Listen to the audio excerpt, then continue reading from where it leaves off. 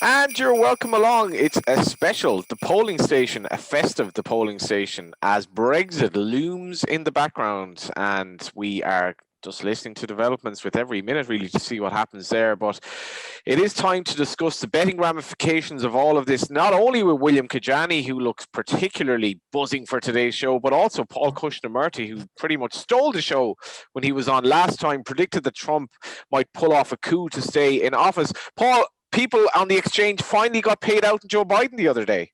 Yes. End of the longest saga in history. Was the 33s on that he's remained at up until basically one was paid out? Was that the best bet ever? Yeah, I think so. And I think it also went 106 at one point. I must admit, personally, I tuned out on about November the 5th, having spent 5 years and 4 months completely locked into it all. Once he lost, that was enough. And I know that my Twitter timeline has been full of mad conspiracy theories about how the election was stolen. But it was remarkable that money stayed there. And of course, we've got the same thing now, where there's a market on Betfair about Trump exit date, and you could bet 2020, 2021, which is where he should go, but you can bet later, and people are still backing later than 2021. So that's going to happen. And I think up to 5% profit in there. That is mad. Of course, the point is, William Kedjanyi, Star Sports knew because Ben Keats was taking the big man on. Indeed, yeah. And it's amazing to think, actually, how well we managed to get ourselves out of that position. We were set to be taken to the cleaners on Biden, but I think we went best price for about long enough to balance the book in that regard.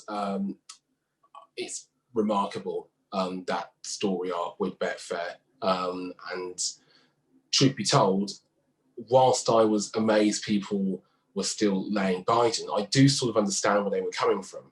But I think this has to be the biggest misunderstanding of the rules I can remember in betting history. I think a lot of people forgot to double check what the market was officially based on. And it was the Electoral College as the electors decided it. And in the end, they stayed true to what the voters decided.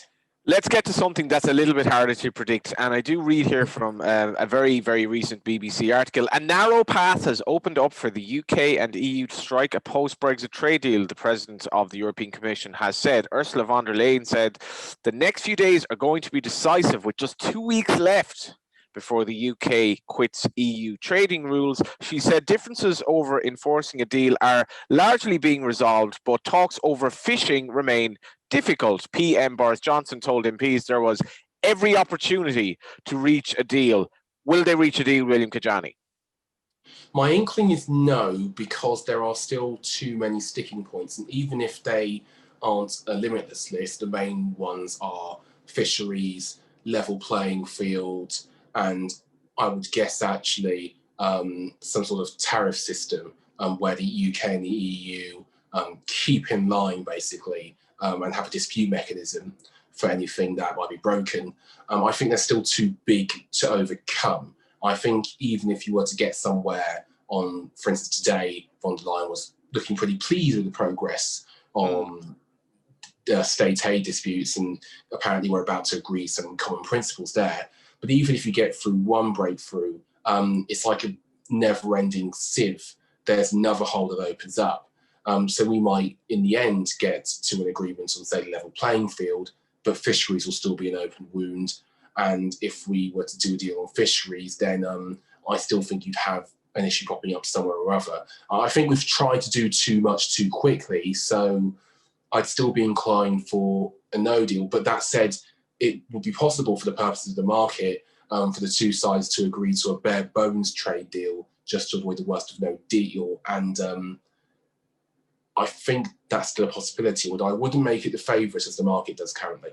Let's bring Paul Krishnamurty in. We're talking like 1 to 2, 6 to 4, which has been fairly steady price, Paul, in terms of deal, no deal. What have you made of it all? Well, my view is that there will definitely be a deal of some description, possibly the bare bones deal that William was talking about. When you say of some description, is that something that punters should be sort of wary of in terms of T's and C's and so on? Well, the problem, of course, the issue here is the dates.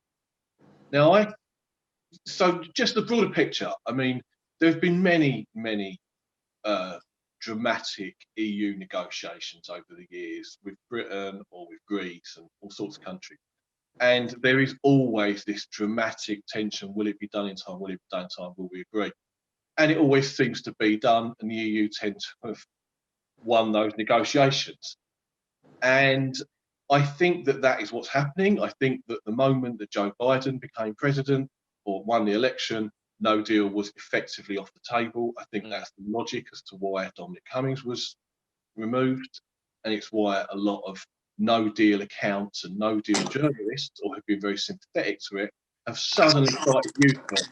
I mean, I see Andrew Neil yesterday in the Daily Mail writing that no deal will be a nail in the coffin for Western democracy.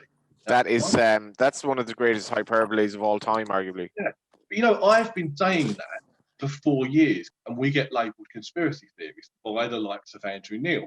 Now, suddenly, at the last minute, he's done a complete 180, right? And I think all of that is softening up the Brexiteers, the no dealers, the Conservative Party, for some kind of deal that doesn't give them everything they want.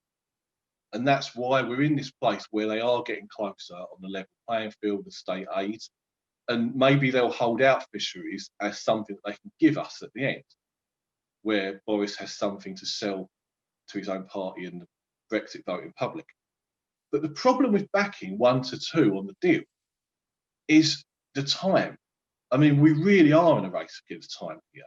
And I wouldn't put it beyond them at all to arrange a very last minute temporary transition of a month so that they can ratify it in time.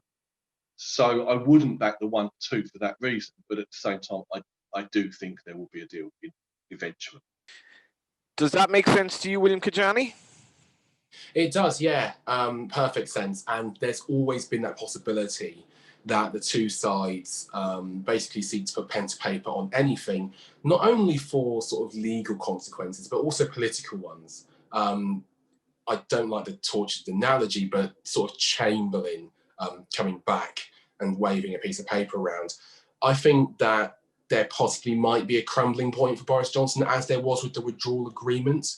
I think it'd be harder for him to sell to his own MPs in public, the Brexit backing public, that is. But that said, these things can change very fast. And that was a really good point that Paul made about Andrew Neil wanting to avoid no deal. So the British Commentariat can change its mind quite quickly on things if there's an agreed line taken. Now, I'm not doubting Neil's sincerity in that piece for what it's worth, but it would not be the biggest surprise if suddenly there were a load of calls to get a deal of any description done and then to pass it off as a victory. The issue, however, is timing.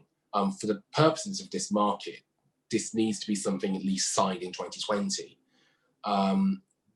You are losing time by the second. And a really important thing to note, but tomorrow at 10:30 a.m, Jacob Rees-Mogg will, he's the leader of the House of Commons, by the way, will deliver his business statement to the House. That will set out when the government will have sitting days in Parliament.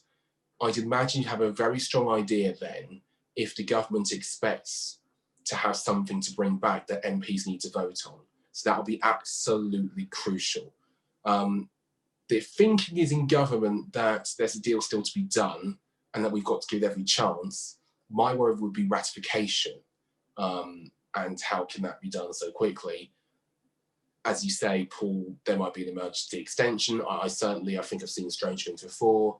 But I do think in the end, the government will probably regret not taking that extension in the summer, when it would have been very easy to pass it off under the auspices of COVID, saying that we need more time, which we did. And here we are. Yeah, lots of use of the word friends in terms of Boris Johnson. When he's talking about the EU, Ms. Johnson said, "There's every opportunity, I hope, that our friends and partners across the channel will see sense to do a deal." What do you make, Paul, of Boris's capabilities in something as seismic as this, considering the, shall we say, topsy-turvy year that he's had, and topsy-turvy premiership he's had? To be honest, I think he's perfectly capable of pulling this off with the public, because the substance of Brexit the substance of our relationship with the European Union is understood by very few people, right? Very few people are seriously engaged in a conversation about level playing fields and single market, etc. And what's going on at the moment is the news cycle is now almost one of fear that we must get a deal, you know, is there going to be a crisis, etc., etc. And when he comes back with any sort of deal, as with the withdrawal agreement 12 months ago, there will be a short-term or immediate elation that, oh, well done, Boris. Boris has pulled a rabbit out the hat. And then a couple of weeks later, we'll move on to talking about something else. Yeah. And he's a master of that, Boris Johnson. He's done it his whole career. Do you share his regard for Boris's capabilities here, William?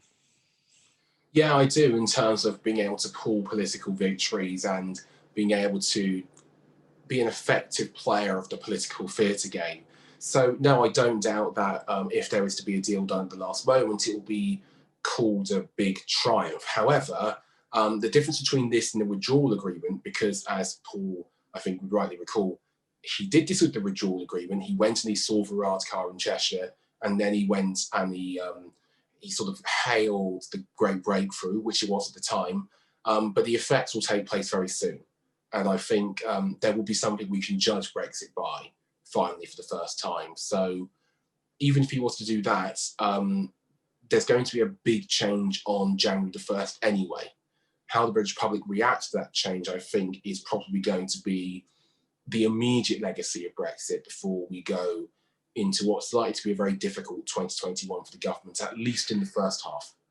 Can I ask the two of you, starting with you, Paul, how do you feel as a Briton in relation to all of this unfolding and the future that it will entail? I think, well, my personal view of this was I was always a strong Remainer, but after the referendum, my feeling is we should have immediately done some kind of deal like the Norway deal or like the Switzerland deal, a close EEA agreement thing. And that was the logical position for a country to vote 52-48. I think it will have very bad long-term consequences. I think it's a terrible effect on society and the way people talk to one another and the division. Wow. Yeah, I think it's been terrible. Families are not talking to each other over this. You know, friendships have broken up. It's terrible. But I think that, okay, just to bring in a bit of fiction here, we had this TV series in Britain a couple of years ago called Years and Years, which looks at a family and a community going forward. And this is after Brexit. And I think the way that they presented that was superb, in that nobody is suggesting the country has thrived.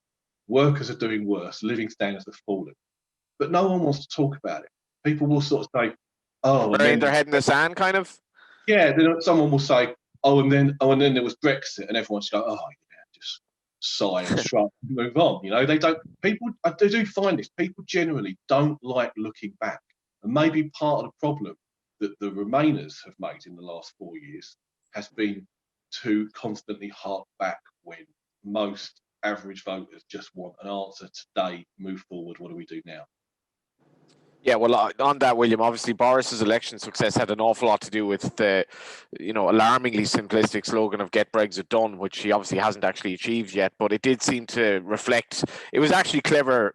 It was clever election, play, in the sense that he identified that Britons just seem to want to get this out of the way and get on with their lives now.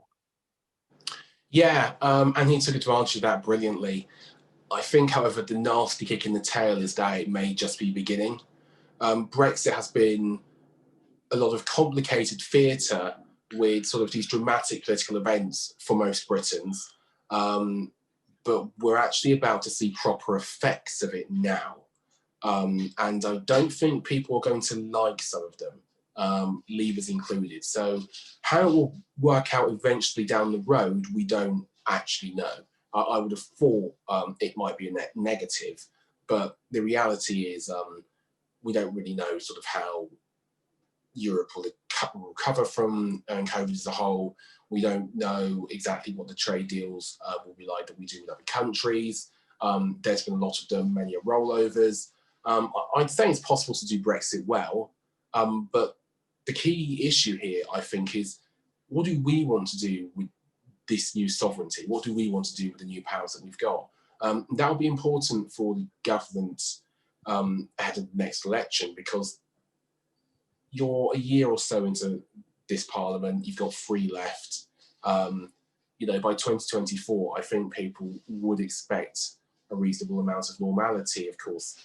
I know it's a very long way away, but I don't think people will be happy if they're still having effects of Brexit by the time of the next general election.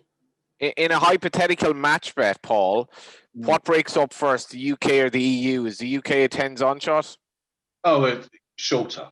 Right. The EU, I don't believe the EU is breaking up. I don't think there's ever been any prospects of it breaking up. I think that's literally a Brexiteer talking point. There's never been any evidence that the EU was going to implode or collapse, right? And I would have said at this point in time, it's very hard to see how Scotland doesn't end up independent, whether it's in 2 years or whether it's in 7 years. It's going to happen. We're moving in different directions. Just to get on to how this plays out. Now, I mean, obviously, this is a huge known unknown how Brexit's going to play out politically. But personally, I think this all works pretty well for the Conservatives. I think they have proved time and time again in the last 10 years they can divert blame. If there's something, you know, so the economy's in terrible shape. That's the fault of COVID. That's not the fault of Tories. No one's really going to say that. Get away with it. And I just think that the after effects of Brexit will be always easy to divert blame onto a particular group who are unpopular at that time or who aren't like the majority.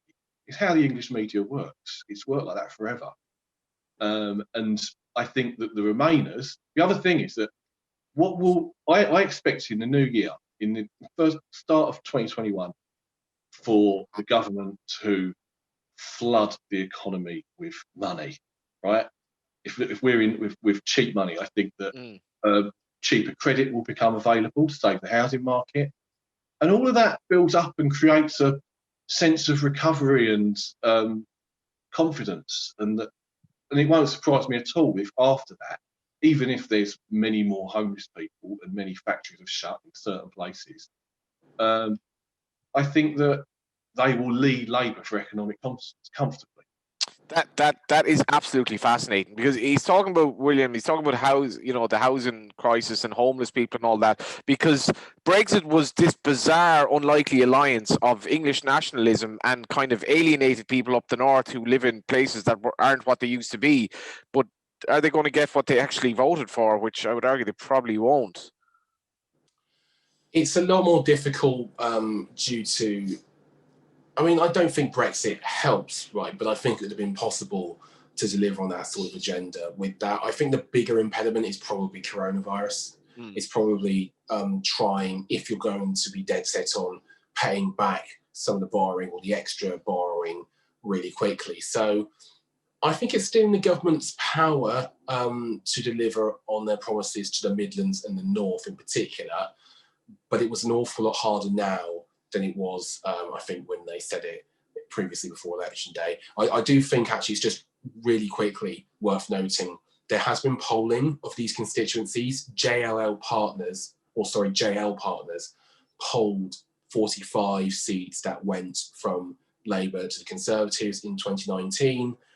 There's an approximate swing back in Labour's direction of 9 points. They'd take back, if you hypothetically had an election tomorrow, 36 of those seats if that polling was to be correct. And it's the most detailed polling we've had from that area. So there isn't limitless patience there with the Conservatives. And those votes, I mean, I don't know that they're permanently in any camp, but they are, I think, definitely borrowed to an extent.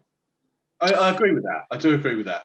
And I think those seats are very much within range for a Labour Party not led by Jeremy Corbyn in a different environment. Whether nationwide, how many seats are Labour behind? Like 160, so they've got to gain 80 seats to be most seats. That seems like a long, long way up. That would involve winning beyond the red wall. Yeah, no, definitely. It's 124 needed for a majority of one. That's the task facing start of the next election. It's interesting to know, I should add, the market seems to think quite highly of Sir Keir Starmer. Punters seem to think quite highly of him. Labour are only 5-2 for a majority at the next election with us. Wow. So that's kind of, I guess that's contingent on an absolute shambolic situation in terms of Brexit, is it? I think that's taking for granted two things. Number one, the not Jeremy Corbyn effect, which I think has had an effect to some point. I would be wary, though, of saying that could take somebody to number 10, though. I'll be really wary of it. Starmer's honeymoon period is past, for the way I think, for what it's worth. Probably a bit more on that later. And also, I think it takes into account the likelihood of basically a sustained squeeze on finances. It might not be, we don't know if it'll be 2008 bad. I think there's plenty of forecasts that say it's worse, but this is not the hard part over yet. Going into 2021, for the first 6 months, the government probably has free rein tasks. Brexit, vaccine rollout, try and stem unemployment, which will skyrocket, presumably, unfortunately, either when furlough ends or when you need to go back for another lockdown. Yeah, well, I guess before we end up, before we finish on this, Paul, like a lot of the punters who get involved in these markets, they're probably going to be reliant on how long cheap credit is essentially available to these governments to keep this whole thing propped up. It depends who we're talking about. I mean, one of the interesting things about the British electorate right now is just how entrenched it is on age, right, and home ownership. And that's really what this is. We've got a lot of people in this country who have done well out of property because the market rose for so many decades. And this is the core Tory vote. You know, the over 65s they won like 79% or something like that last time. And again, part of the reason why the red wall seats were more attainable to them was because those populations in those areas are aging. And I don't think if they can avoid a housing market, I think economic competence in Britain is defined largely by the housing market, right? So if the housing market is propped up, then you will still get enough people, I think, who are happy to vote for them. Now, just building on what William just said as well, like Starmer and the Labour position, I think he's very much overrated in betting. I personally think he's very competent. I think he's doing the right thing as Labour leader. But Labour's problems are far more structural than that. And what we're seeing already is the age-old problem of the left. It splits. They want purity. And so there's a Corbyn faction in Labour that are going to make life really hard for Keir Starmer for the next 4 years. Purity versus pragmatism. Yeah. And very rarely do they merge. William? As a final point on that, that's going to be a big problem for Starmer, especially if they get well organised to run as a sort of third or fourth party like the Brexit party was doing at one point. One thing I would say, however, is this very much depends on the spread of voters as much as how many voters are picked up. Starmer's getting a lot of Lib Dems at the moment. He's getting a reasonable amount of Tory to Labour switches, but not as many as I think people would have hoped for. Certainly not as many as people thought when he initially was elected Labour leader. I think over the next couple of years, what's going to count is, can you make more Tories switch back who went Tory for the first time in December? Can you get more traditional Tories to come to him for any reason? And where does the Lib Dem vote end up? Because it's really easy to imagine both a scenario where the Lib Dem vote is very friendly towards Labour and ends up toppling a load of Tories, or vice versa, when the two parties sort of smash into each other, as we had at the December election, and you end up with results like in Kensington, Dane Coad being beaten, because people had the wrong idea of where or who to switch for. That's a really good point. Really good point. Yeah, but we do have a few Q&As to get to at the end, but let's turn stateside. And off the top of my head, William, there hasn't been much movement in the Georgia Senate election, betting between Warnock, Loeffler, Perdue, and Ossoff. Since we spoke last, I guess what has happened, as we mentioned, is there were more of an acceptance, I guess, that Biden has gotten the job done. But what's going on in Georgia? So what's going on in Georgia is mainly a massive turnout drive and a massive cash fight. So, and these are the two things that I think will define the election. We have early voting, by the way. People have actually begun to vote in this election. There's been a really sustained effort from Democrats to try and make their turnout as high as physically possible. And will there be parts of the campaign that will change this? I think so. I think what President Trump does is very important. In the sense that, does he demand people, does he fire up his followers to go and get engaged, or does he tweet about Dominion and voting machines and give even a relatively small amount of people having the idea it's a fix could have a really big impact. At the moment, turnout is high. I think over 100,000 people have voted early. Early voting's been there for 2 days. But we're a very long way away, I think, from anything. The Democrats have a small lead in the polls, but it's margin of error stuff. And I think we'd know a bit more down the line. Just one thing quickly before I switch to Paul on this. I wouldn't worry so much. I wouldn't try and map this out exactly like it's a general election. There are different factors at play. It could be very easy to get yourself down the rabbit hole of this thinking. Turnout's really high, Democrats will win, or there was a split ticket, that means the Republicans will win. This seems more nuanced and complex to me than that. Paul, I guess as we talk about George and Donald Trump, Daniel Dale's tweet yesterday, which William pointed out to me, he's a reporter for the CNN, and his Twitter bio is reporter for CNN, fact-checking the president and other politicians. I'm not sure if he's going to change that in the next few weeks or whatever, but his tweet is, what do you think are the most memorable Trump lies since his inauguration? Most egregious, confusing, funny, pointless, offensive, whatever stands out. And Paul Lay responds in quotes, I do solemnly swear that I will faithfully execute the office of President of the United States and will do my best to the best of my ability, preserve, protect, and defend the Constitution of the United States. And then he says pretty much covers everything. I saw that tweet, actually, though. And of course, my mind has been just racing, thinking of all the great Trump lies. I'm still going for Ted Cruz's dad killed JFK. It's the masterpiece. Is it not? I was actually speaking about this because I'm not on social media at the moment, and I was like, I'm kind of spending too much time there. But just on a broader point, there's so much unfettered access to stuff that is just could be any form of fact whatsoever, and that's kind of what social media is about. But here you have a situation where the president was just lying with so much impunity that I was kind of thinking, like, what example are you setting for your kids if you're effectively voting for a guy who's just lying as often as or as little as he likes, and it's just hard to really know what fact is anymore. Yeah, I think this is quite deliberate. This is Putinism. This is what Russian politics and ex-Soviet Union politics tends to be. And Trump, I watched this from the moment he went into the race, just religiously, and he has destroyed truth over the last 5 years. Destroyed truth.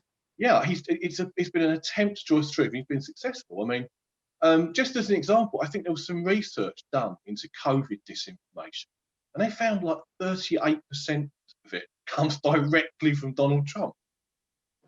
That's staggering. And William, when Paul mentioned Brexit, like, causing families to basically almost, fall out with each other, it is something that I am conscious of the next time I go to the States, because I am going to meet people. The last time I was in the States, I had a row with a guy who I love at the end of a wedding because he told me he voted for Donald Trump. But one thing I will say back to the people who did vote for him was, you did vote for somebody who is literally making truth become a thing that just doesn't have any value anymore. And he has lied and lied and lied and lied. How could you vote for somebody like that?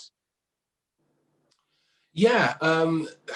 Notwithstanding, I know they're voting for Republicans versus Democrats. That's fine, but like, you don't vote for example, you don't vote for Hitler because he represents someone better than the other guy. You don't vote for a monster, is what I'm saying. This is very subjective on your definitions of like monsters and stuff. And people, by the way, have fallen for lies in the past all over the world in lots of different elections. Maybe told more subtly than Donald. Yeah, plenty more subtle than Donald Trump. I think it's probably a more recent phenomenon of this sort of brazen lying and being able to get away with it. But conditions need to be there, right? Like Trump has his own media empire and his own connections. That gives him sort of an advantage. When you can create your own echo chamber, the fact checking and stuff becomes less potent. Again, this is why turnout has been quite a good indicator. Are you getting the people who believe in you no matter what to turn out? And I think going down the line, it'll be interesting to see if down the line the GOP changes its stance. I don't think they will, by the way, but I'm just saying that'd be interesting. Be interesting to see if the Democrats begin to go in a more populist direction as a whole. There's a disconnect, I think, between sort of your ordinary dyed-in-the-wool Democrats and the party. More lefties. Yeah, the more lefties. Sort of DSAs or whatever. And I don't doubt that their cause is going to become more appealing over the next couple of years, which I think will be really rough. Just quickly, I got to get some shouts in for my favourite Trump lies. We should not be laughing here, by the way. No, I know. I really shouldn't be laughing, but I've just got to say this.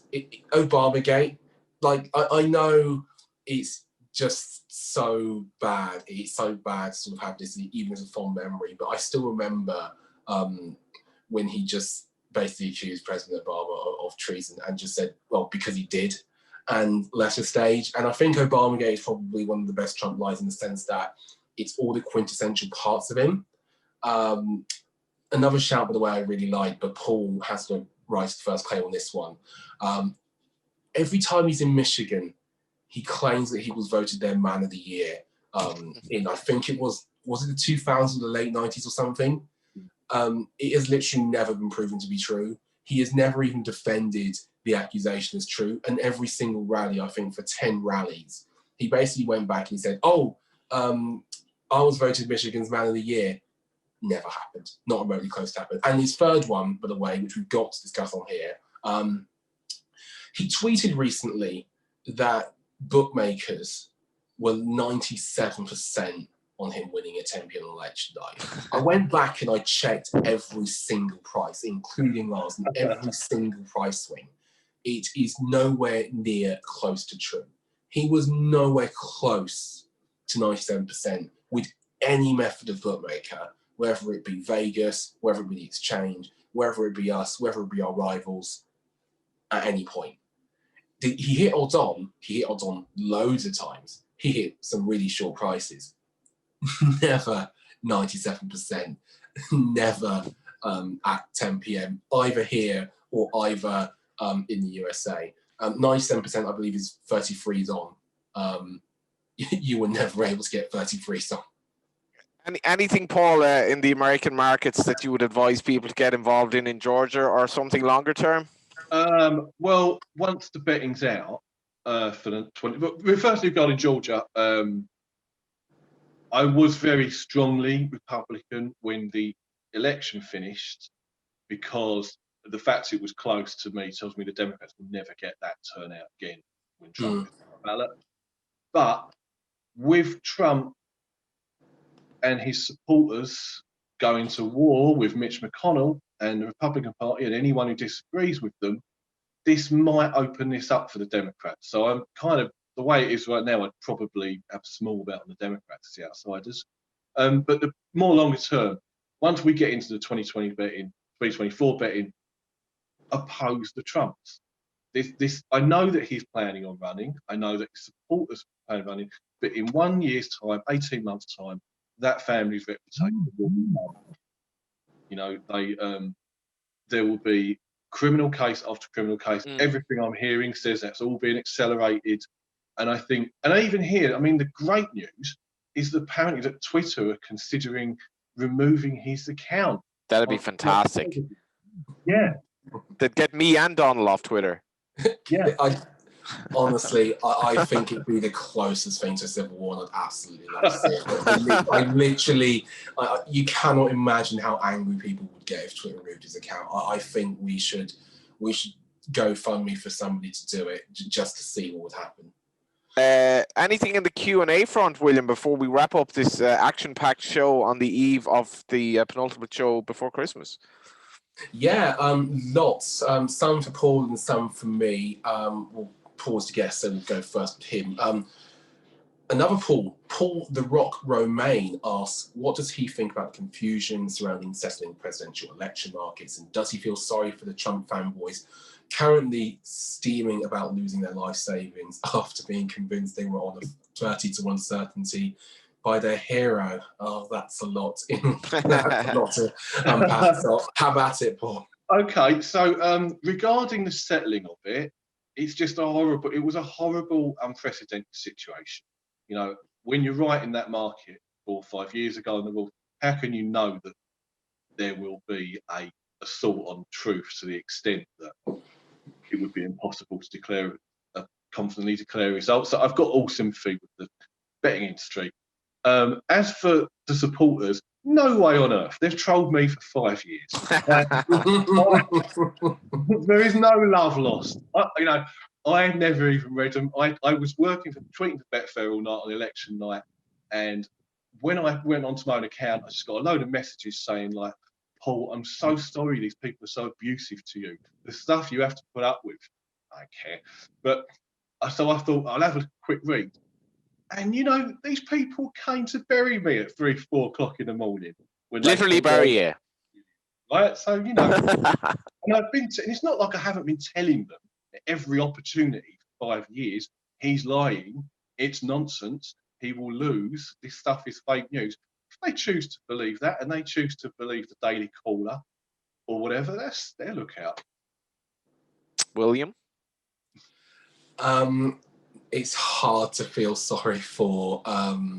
It's hard to feel sorry for them. Sorry. The thing is, I don't really think at this point there were many people who were innocently being led astray. The T's and C's were there for people to check.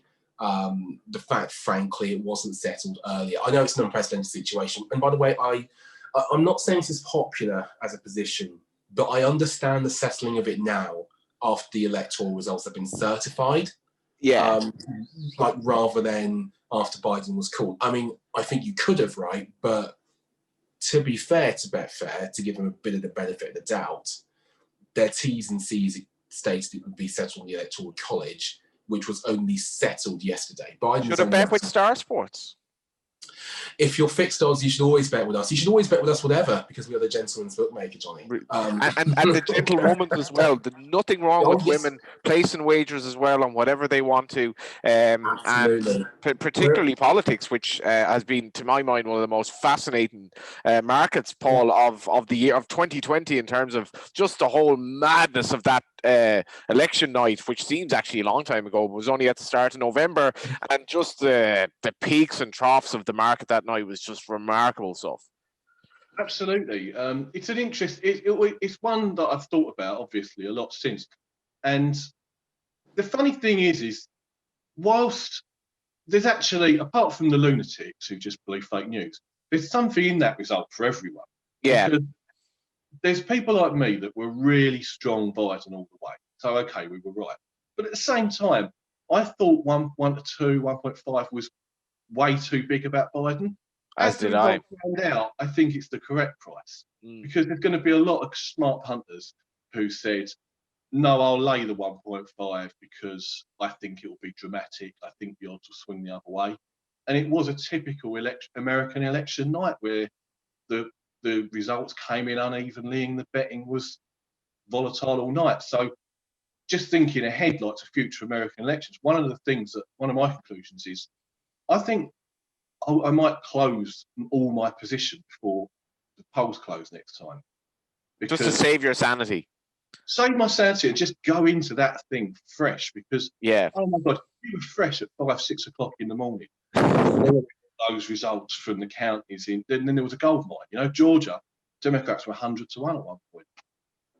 Yeah, William, you showed your commitment by not going to bed at all, of course, election night. Apologies, it has gotten quite dark here. I look quite dark myself. But any other Q&As before we wrap up this amazing show? Yes, quickly I'll go rapid fire through these. Firstly, speaking of peaks and troughs, Alex Donahue of Pressbox PR asks, how has the market changed over time for a Brexit deal? Answer, a lot. It's probably been the most active market we've had in terms of price changes outside of the US election. Of course, we are 2 on and 6 to 4, 2 on regarding deal, 6 to 4 no deal. Those market positions have sometimes replicated each other and flip-flopped. We were betting on this in the summer when we were 13 to 8, I believe, on a no deal, and I think it was 13 to 8 on a deal, and 9 to 4 on a no deal.